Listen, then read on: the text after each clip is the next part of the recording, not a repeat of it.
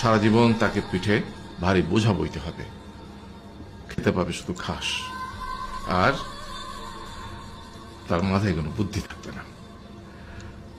তার আয়ু হবে 50 বছর। গাধা করজোড়ে সৃষ্টিকর্তাকে বলল, আমি এত বছর বাঁচতে চাই না, আমাকে 20 বছর আয়ু দেওয়া হোক। সৃষ্টিকর্তা সেটাই মঞ্জুর করলেন।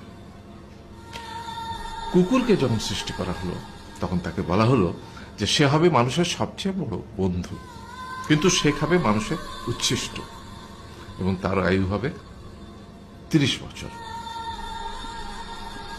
কুকুর সৃষ্টিকর্তাকে বলল, আমি এত বছর বাঁচতে চাই না, আমাকে 15 বছর আয়ু দেওয়া হোক। সেটাই মঞ্জুর করা হলো।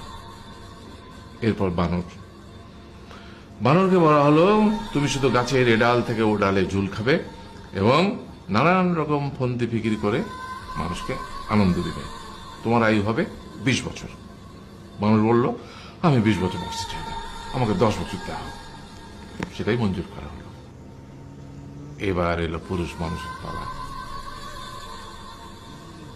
তাকে বলা হলো যে তুমি হলে প্রাণীকুলের মধ্যে সবচেয়ে বিচক্ষণ এবং বুদ্ধিমান, সেই জন্য তোমাকে প্রাণীদের শিরোমণি করা হলো এবং তোমার আয়ু হবে 20 বছর। তখন পুরুষ মানুষ বলল, করজোড়ে বলল সৃষ্টিকর্তাকে যে 20 বছর আয়ু অত্যন্ত কম, হে প্রভু, আমাকে ওই গাধার, সে যে 30 বছর আয়ু চায়নি, সেটা আমাকে দেয়া হোক। ওই যে কুকুর 15 বছর ফিরিয়ে দিয়েছিল, সেটাও আমাকে দেয়া হোক। আর যে বানর 10 বছর নেয়নি, সেটাও আমাকে দেয়া হোক। 20 বছর অত্যন্ত কম, আমি দীর্ঘদিন বাঁচতে চাই। সৃষ্টিকর্তা সেটাও মঞ্জুর করলেন।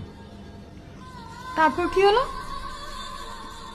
সেই থেকে ছেলেরা পুরুষ মানুষ হিসেবে বাঁচে 20 বছর, তারপরের 30 বছর সংসারের বোঝা পিঠে করে বয়ে বেড়ায়, সেটা কার মতো? গাধার মতো। তারপরের 15 বছর সে তার ছেলে মেয়েরা যা দেয় সেই রকম ঠিক কুকুরের মতো উচ্ছিষ্ট খেয়ে বাঁচে। আর তারপরে বৃদ্ধ বয়সে ঠিক বানরের মতো, যেমন গাছের এডাল থেকে ওডাল ঝুল খায় বানর, তেমনি এই ছেলের বাড়ি থেকে ওই ছেলের বাড়ি, আর নানান রকম ফন্দি ফিকির করে তার নাতি নাতনিদের আনন্দ দেওয়ার চেষ্টা করে।